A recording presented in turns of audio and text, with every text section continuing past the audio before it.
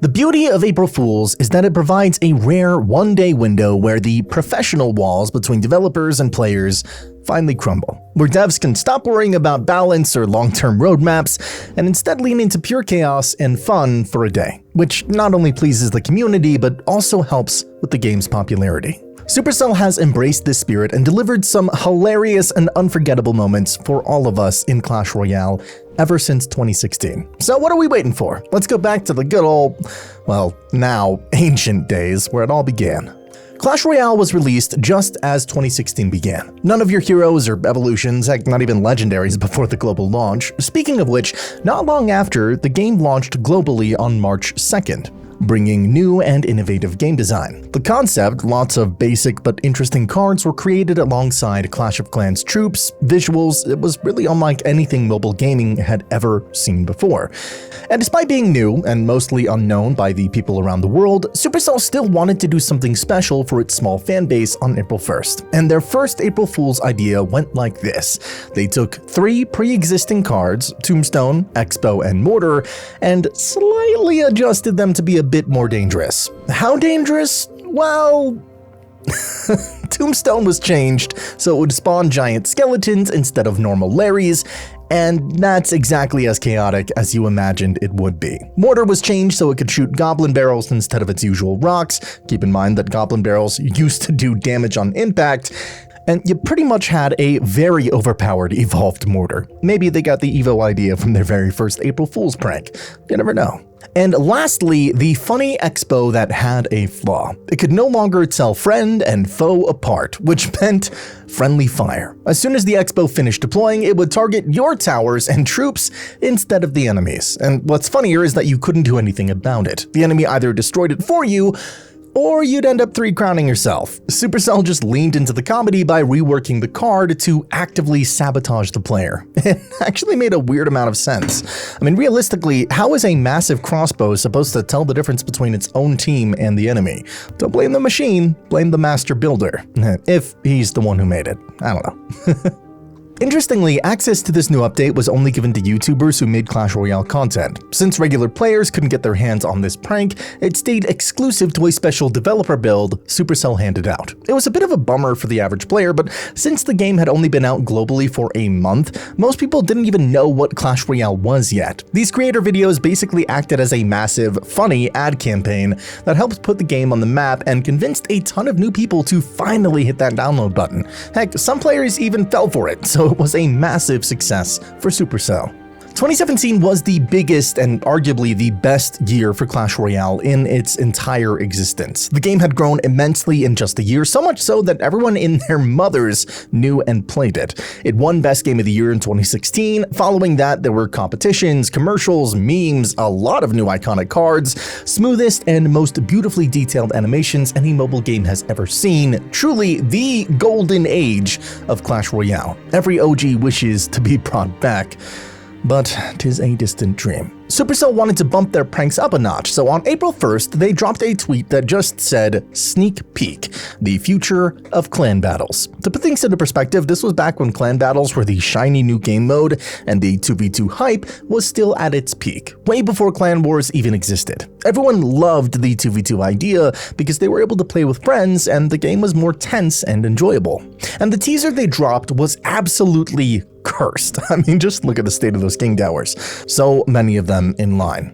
Like 6 or 7 of them. Meaning 12 or 14 players would be in one match, but things that piqued everyone's interest were hidden in the corners of the image. The supposed prototype of the elixir golem and a random bear trap. The elixir golem wasn't even a thing in 2017. The game was spared, thankfully. It didn't actually hit the arena until 2 years later. Naturally, the community lost its mind thinking that these were legit leaks. People like Radical Rosh were already out here making 3D concepts for them, though that early elixir golem model was straight up nightmare fuel. Everyone was convinced 2017 was going to be the year of the bear trap, only for Supercell to reveal it was just an elaborate troll. Well, A troll that eventually came true, since the elixir golem did actually drop in 2019, and you all know what happened next. The bear trap, on the other hand, became a piece of lost media. Apparently it was actually inside the game files and supposedly is still sitting there to this day, likely scrapped forever. People did make ideas for it, wanting to see it eventually in the game. However, I guess Supercell didn't really see it fit in the game at that time. Now things are entirely different. I guess you could consider the vine spell to be its successor. Just like the bear trap, it stops troops and damages them a bit. The whole mega-sized 2v2 concept was the perfect joke for the time, especially since the entire community was obsessed with the idea of 3v3 or 4v4 modes. Supercell saw the rumors and decided to make it into a reality, creating one of the most legendary pranks in the game's history, which is something I really appreciate from game devs. Nothing makes players more happy than being close to the community and turning their ideas into memes or reality, forever leaving a mark on the game's history. In 2018, Supercell decided to relax a bit on the jokes, but they resorted to one of the oldest tricks in the ebook, which the players still fell for. In the first week of April, Supercell was planning to release a new exciting card, the Barbarian Barrel, so naturally a lot of players were excited about the new possible decks they could come up with. However, the devs didn't just stop there. They decided to announce another card on their social media, and in the in-game news Royale, the barrel. And wouldn't you know it, there was a sus link and a big button saying watch gameplay. It is an unwritten rule of the internet ever since its inception: don't click on suspicious links or big sketchy flashy buttons. But the players couldn't resist. It was too good to be fake. They clicked on it still and they gotcha. Of course it was a Rickroll. How gullible could you be? Seriously, did we expect anything less from that big, yellow, tempting button? It took almost no effort for Supercell to make this up, and yet people still fell for it, and I consider that a success. But wait, there is more. In the same update, they released an event called Touchdown is Back. The entry was free, but once you were in, you couldn't come out. You'd just be stuck there in the challenge. Well, fine, you could play and finish the challenge, but the rewards you got were absolutely stinky. If you won all 12 games, you'd get the most prized reward in the game: a single Larry. But wait, there is still more. If you paid close attention to what cards you got and their initial letters, you'd notice that the cards all spelled out April Fools. Honestly, I think this was a really good one. One of the best April Fools the game has ever seen. It was simply ingenious. Great job, and thank you, Supercell. Fast forward to 2019, and things were honestly a bit mid compared to the years before. It felt like they didn't really bother much after 2018, as if the April Fool's spirit just started declining ever since. In 2019, the devs actually dropped a set of real balance changes scheduled for April 1st, and there wasn't any twist to them at all. They were genuine updates. But because the changes were so unhinged, the community treated them like a joke anyway. I mean, giving the witch 3 skeletons on death, what were they actually smoking at Supercell HQ? The only real troll that year was a last-minute balance teaser for spear goblins. There was a post that claimed they were adding a 4th goblin that dealt area damage, which was obviously fake. Though the animation was top tier, it showed the 4th goblin as a log, which was pretty funny. The irony is that the actual broken balance changes got way more talk than the intended prank did. But we can't talk about 2019 without mentioning the legendary Nerf Miner video, since the entire community's personality at that time was just hating on the miner. Supercell leaned into the meme and buffed him into a one-shotting god. This was about it for 2019, so let's see if 2020 was any better. Yeah, the world was on fire that year. To make things even worse, Supercell announced that they'd be deleting the iconic heal spell and swapping it for a brand new card, the Heal Spirit. Naturally, because the calendar said April 1st, and the devs are professional trolls, I mean, come on, that Rickroll was phenomenal. Everyone just laughed it off as another prank. But this time, they weren't kidding. They actually followed through and wiped the heal spell from the game. Looking back, it made sense since it was the launch of a new season, but still, actually seeing a card get deleted for real on April Fools was a total curveball. Not to mention that this was the first time ever that the devs deleted a card, which made a lot of people sad. Anyway, that same day, the devs dropped these April special quests. back when the quest system was still around. I know, archaic. The whole thing was basically a massive troll. You only had 48 hours to finish challenges that people deemed impossible. The rewards they offered for the grind were so insulting that it was genuinely funny. We're talking deal 1 million damage with P.E.K.K.A. for a single epic card, just one, or win with heal 100 times to get a measly 2,000 gold. They even had one where you had to play Goblin Cage 1,000 times just to earn 10 gems. I mean, technically you could do them if you were a complete psychopath with zero sleep schedule or life, but nobody was actually going for it. Duh. Though it does make one wonder, what if somebody actually tried to complete these quests? Was it possible, in theory? And if they were to actually do them, what would Supercell have done? Aside from those thoughts, 2020's April Fools wasn't really that great when compared to the previous years. Sure, it was better than 2019, but it would have been nice if they could somehow also compensate for the loss of the heal spell with a funny prank. 2021 is the year Supercell decided to mature. Clash Royale grew up, and along them, Supercell matured as well. They announced that April Fools was old, it was dumb, it was childish, it was lame, and they showed the world how they've matured and how serious they are. So that's why they released a new game mode, the Totally Normal game mode. And it was, as it said, totally normal as a game mode. This time around, they skipped the wacky gimmicks and outlandish changes entirely. It played out like any other standard game mode. You just hopped in, finished the challenge, and walked away with some of the new magic items as a reward. No trolls, no tricks, just straight up gameplay. So you just enter the event and play the game like normal. Nothing funny so far. And what the heck is that? So yeah, as expected, it was everything but normal. Instead of the usual skellies, you had these special Larrys spawning everywhere.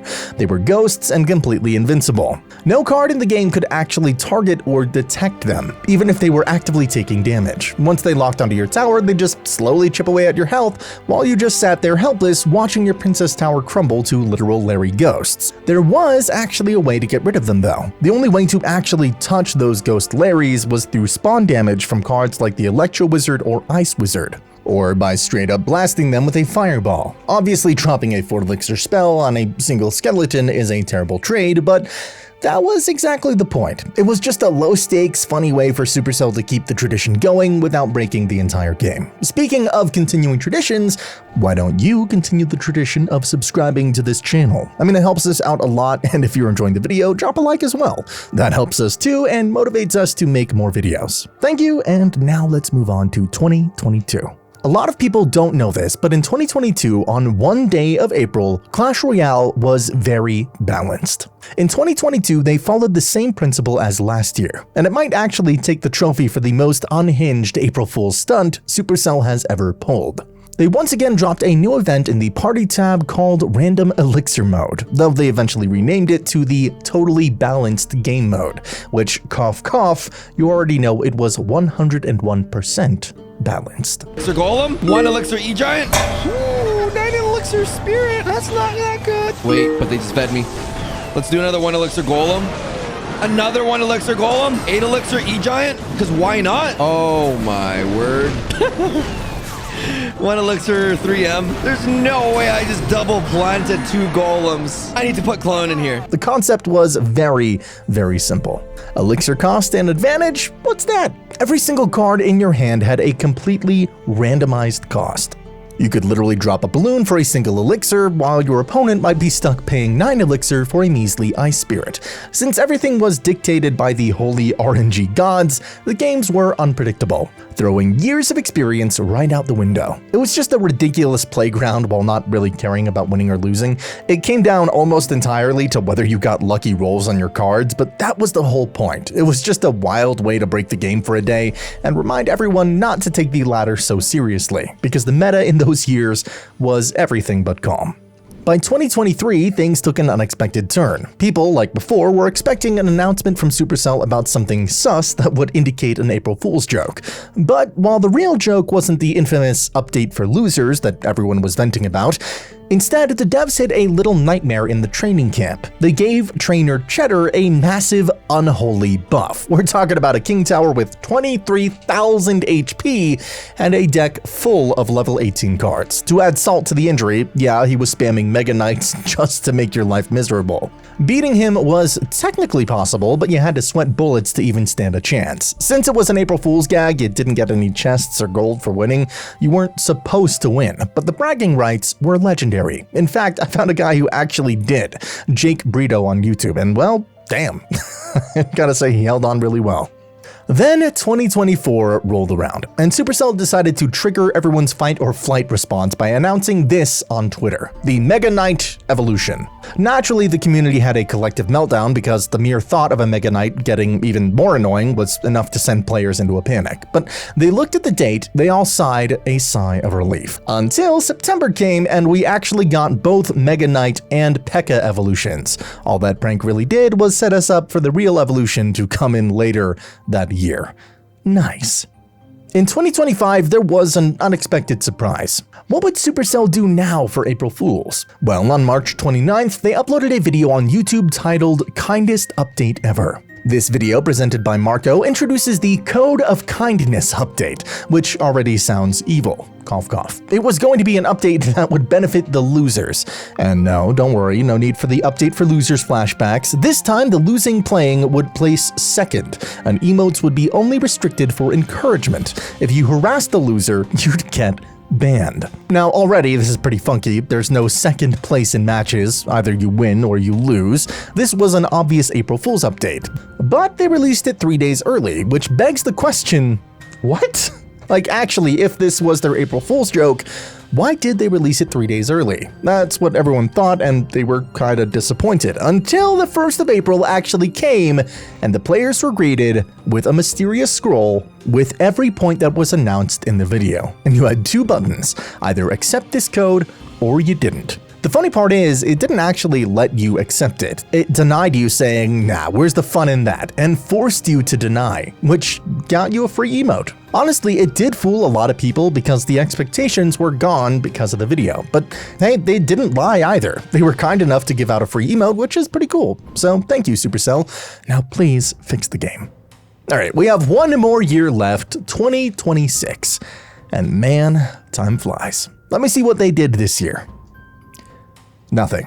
They did nothing. They made a balance change announcement and they did release a video on YouTube, but it was for their upcoming update. It wasn't April Fool's related at all, so where is the 2026 April Fool's update? It looks like nowhere. They legit didn't do anything this year, which I find extremely odd. I find it odd because they've done one every year since 2016, so why not 2026? Is it because of their recent 10-year anniversary? Maybe they gave up on it.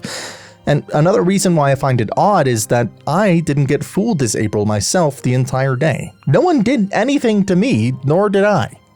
Maybe that's what they call growing up. On a serious note, it really does kind of feel like the end of an era. It's wild to think that after a decade of constant trolling, Supercell just, well, stayed quiet this year. No one's talking about it either. It's like everyone forgot about April 1st entirely, maybe due to how terrible things are going on in the world, but, you know, couldn't say.